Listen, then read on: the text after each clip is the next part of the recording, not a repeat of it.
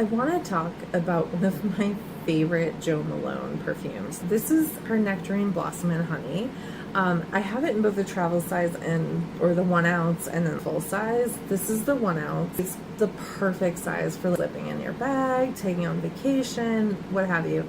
If you see the dent that I've made in this, you'll know how much I truly speak from the heart when I say I love this perfume. When I want to describe it, I want to say it's juicy, sun-warm nectarine that has like elements of soft floral, and then honey is just like warming the whole thing up.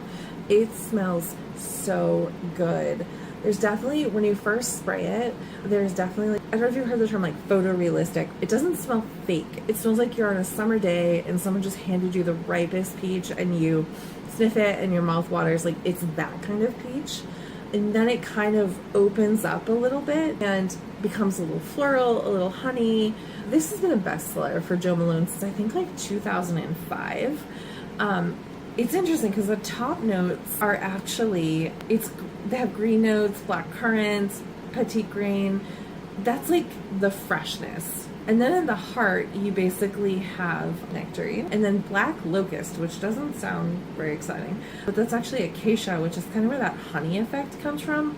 And then the base is peach and plum and vetiver. So you've got the green, and throughout the whole body of this, you've just got that ripe, fruity scent.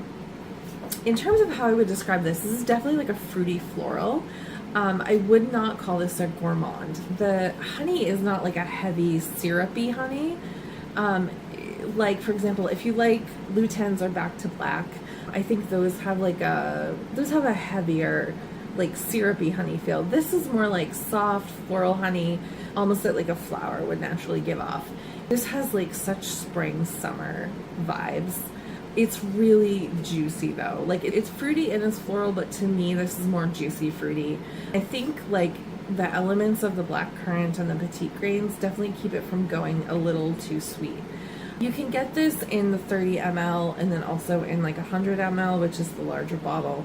Typically speaking, this is going to be something, it's a lighter perfume. This is something you can wear to church, to work, to a wedding, around your friends and family who maybe are a little bit more sensitive to perfumes. If you want something where you're like, oh yeah, they smell really good, I would say this is more of a feminine leaning fragrance, although I'm sure that there are exceptions to that, but it smells really good. This also smells expensive in a particular way, elevated, classy. This layers beautifully with other things, like almost like anything in the fruity, solar, berry side of the Jo Malone category. I've also added this to vanillas, coconuts.